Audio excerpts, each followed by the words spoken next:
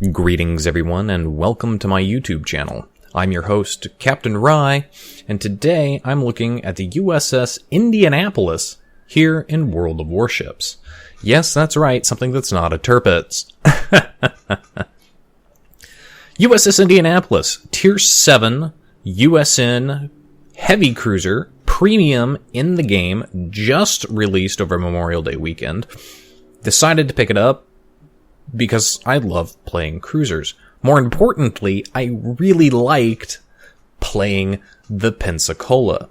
If you haven't, check out my How to Pepsi Cola video. It will really help explain some of the key facts that you have to take into account when you're playing this type of cruiser. However, unlike the Pensacola, the Indianapolis has significantly better armor. It's still cruiser armor. You're still not going to take, a buttload of torpedoes or a face full of battleship shells, even from the bow. You're going to get citadeled like crazy. However, when fighting other cruisers, you have a significant advantage. So what is the Indianapolis? The Indianapolis is a Portland-class heavy cruiser. It was the third class of heavy cruiser that the United States Navy developed. And really, the Portland class was basically just an upgrade from the Northampton class. There were only two in this class.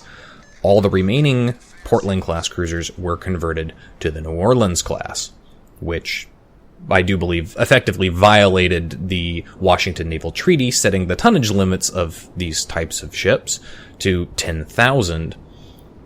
But the United States basically said, well, the Japanese are doing their own thing, and the Germans are doing their own thing, and the Royal Navy is now doing its own thing. So, screw the treaty. We need to, make a ship that's capable. So the Portland class is the heaviest ship at this tonnage. And it's got the same gun configuration setup as the New Orleans, as the Northamptons.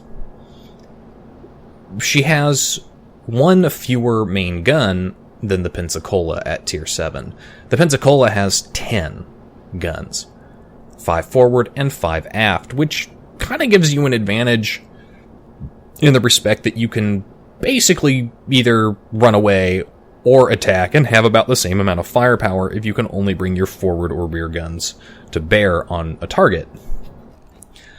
Unlike the Pensacola, this ship is 66% of its firepower is up front, right off the bat.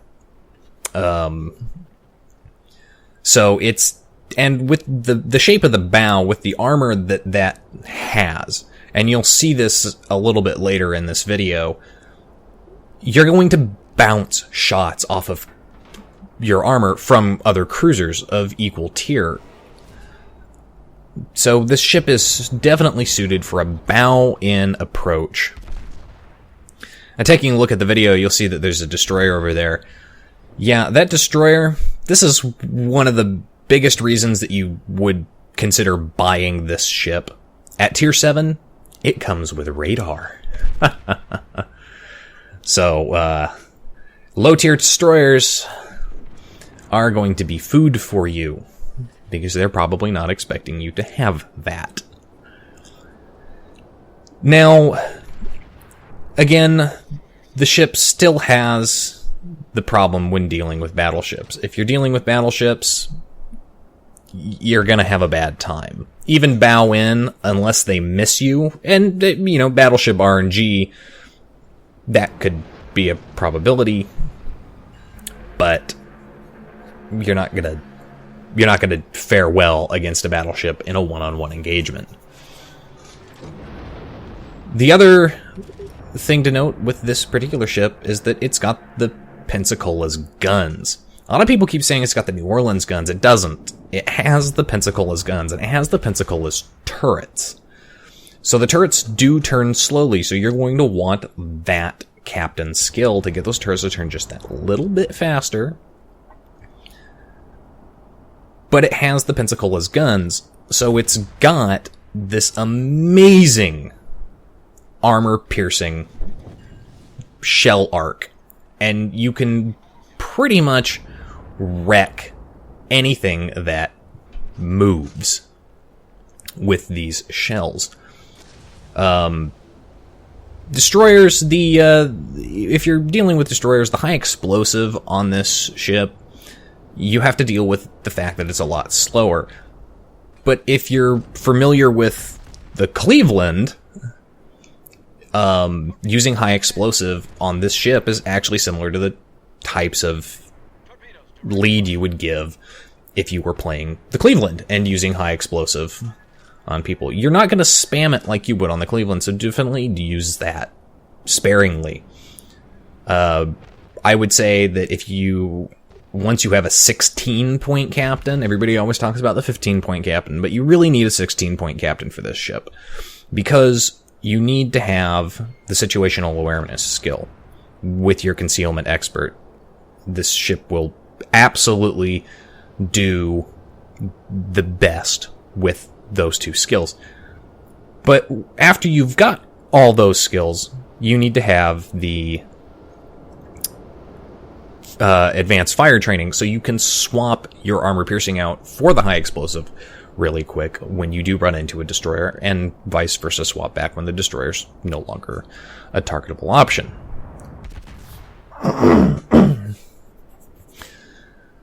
The other thing to, keep in mind with this ship is that you have a lot of superstructure. So if you can, definitely run the fireproof flags. I tend to find that, especially when dealing with other cruisers, the enemy does not want to fire armor piercing at me, mostly just because it'll bounce off the bow. So they'll switch over to high explosive and they'll start shooting my forward superstructure. And that forward superstructure tends to get lit on fire a lot. So that's something that's a little bit of a problem. And if it was a battleship, one fire, that's not a problem, but you're in a cruiser. One fire is a big problem. Now, because it has that amazing Pensacola armor piercing, you can go and you can engage in fights with battleships. There was a Colorado. I only hit him once with one shell there on the bow, but I still did a significant amount of damage in that shot for one hit from 8-inch armor piercing. Now you're going to see that this New York up here is going to find himself in a very bad situation. He's lost all of his friends. The friendly Miyoko that was back over in that direction is very wisely running away. So this New York is basically just going to have to deal with all of us over here. But you'll notice that even though he's giving me this really, really steep angle, he's basically bow onto me, I'm not switching to high explosive. Though I could. The chance of fires on this ship with high explosive are really good, as they are with any of the 203 millimeter guns. But now he's giving me a broadside. And so I'm going to hit him. I'm not doing more than a few hundred damage, but when you've got 6 shots, that few hundred damage really does add up. I took a hit there from him, but it was pretty much a ricochet. So, and, here we see, he's giving me a broadside, he's within 10 kilometers, and I citadeled him. Now he's trying to turn away. I've got more shots coming in. He fired a little too high, and it went right through, did an overpin on my superstructure. So that was fortunate for me. Got the kill on that New York. The Miyoko is next. It's about half health. give him some good lead there. My gun's in place. And, yeah. It's another Citadel. And this ship, that's what it does. It's a Citadel machine. You have to use this cruiser as a cruiser hunter. Because that's what it is. Straight up. The radar is very useful when you're dealing with lower tier destroyers. And even higher tier destroyers. The concealment expert option. This ship has great concealment right off the bat. And that Miyoko's been deleted with 2 more Citadels. This ship has great concealment right off the bat at about 13 kilometers, which is 2.5 kilometers better than its equal tier, the Pensacola. But unlike its counterpart, the other premium tier 7 US cruiser, the Atlanta, the range on this ship is phenomenal. The range on this ship is 16.9 kilometers. With Concealment Expert, you can get your detectability down to 11, which basically means that the only thing that's going to see you before you see it is a destroyer, and, you know, that's one of those situations where you really have to start looking at the map itself and trying to figure out where this destroyer will likely be. This battle here that's playing in the background, my team lost. I mean, just look at those scores. Our battleships decided that they wanted to sit in the back. I'm not going to go down without a fight, and some people say that this ship is not good when dealing with multiple cruisers. I'm going to disprove that now. Yes, they are pretty damaged. I am taking a lot of damage. But when you're dealing with people like this who stop their ship at center, you can very quickly finish them off. There again, fire on my forward superstructure. Pretty much all of these ships, well, we know the Cleveland's firing high explosive. So how many ships is that? I've just killed 3. Right off here in the last minute or two. The Cleveland's next. And look at the number of Citadels I'm getting. I mean, Citadel. The Cleveland is not the easiest ship to Citadel with a cruiser because of the location of its Citadels. So I'm going to continue shooting here. Now I'm bow on. I basically have no HP left. And this cruiser's firing armor piercing at me. If he was firing high explosive into my superstructure, I'd be dead. But look, I just bounced a shot that came in on my bow. And I'm going to bounce another shot. Yep, bounce those shots again. Get another Citadel. Waiting for my guns to reload. He has a quicker reload because he's got those 6-inch guns. But his armor piercing is just not doing what it needs to do. He's bouncing off. He's missing me. I've killed him. I'm getting turned around, and shouldn't have turned. He had that last shot out. Still, though, really good for me. 6 kills there. That's, killed half the enemy team. Again, another example. That Cleveland going along, and not anymore, he's not. If you're fighting against this ship, if you're fighting against this ship in a cruiser, don't give it broadside. I'll say that. Give me a little more challenge. Don't broadside to an Indianapolis. You might just look at it and think, oh, it's just a cruiser. If you're in a battleship, if you're in a cruiser, if you're in any ship, well, to be fair, if you're in any ship, don't broadside. Don't do that. But in this, going up against this ship in particular, the type of firepower that it puts out is just ridiculous. Here's Königsberg, who's going very particularly slow. In fact, he's stopped. So, very well played by him. Varying your speed. But you do have to be careful. These ships they're not tanks. You can't just, stop and start and go again. And the reload rate on this ship, yeah, it's 14 seconds.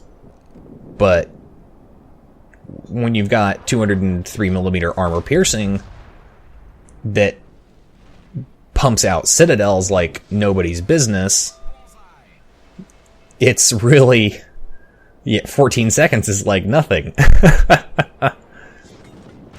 So, here I'm engaging a cruiser and a battleship.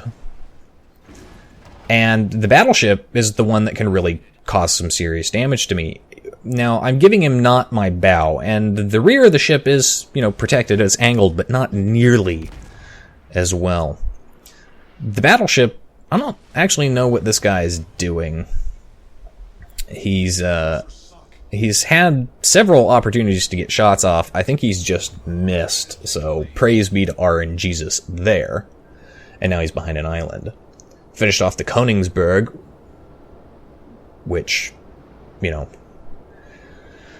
pretty much was going to happen.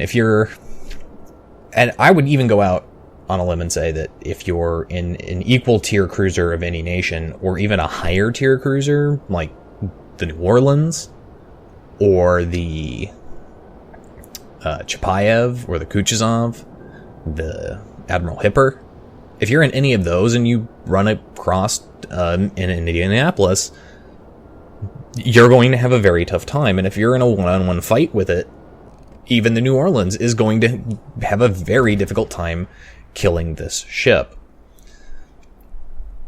So it's definitely worth picking up.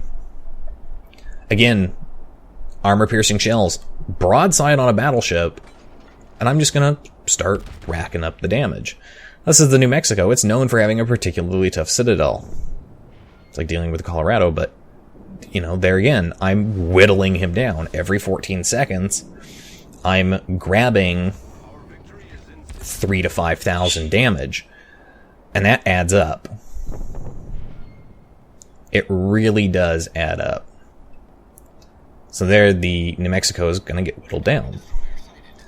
And I think the New Mexico, he really did misplay the opportunity here. He should have turned... he was running away from another battleship, but he should have angled away from me as well. And this destroyer, with armor-piercing loaded, I'm not even going to worry about swapping. He's such low health. And as you can see, even the overpins on the armor-piercing do ridiculously well. And no more destroyer. Great victory. As far as the credit earn goes, take a look at that. 500,000 credits. 101,000 damage. And if you're a solid player and you're hunting cruisers, and you're helping spot destroyers, and you're using the mobility of this ship to cap, and it is a quick ship, 33 knots, and a very, very good rudder shift time, you're going to make a lot of money. You're going to put up high damage. You're going to make a lot of money. 400,000 credits after everything. That is, what you want to see. Is it worth the money? I think so. I think it absolutely is. It's a fantastic ship. Definitely recommend it. If you haven't picked it up yet, do while it's still on sale. Anyway, folks, if you liked the video, do hit that like button, hit that subscribe button. Put out at least one video every week.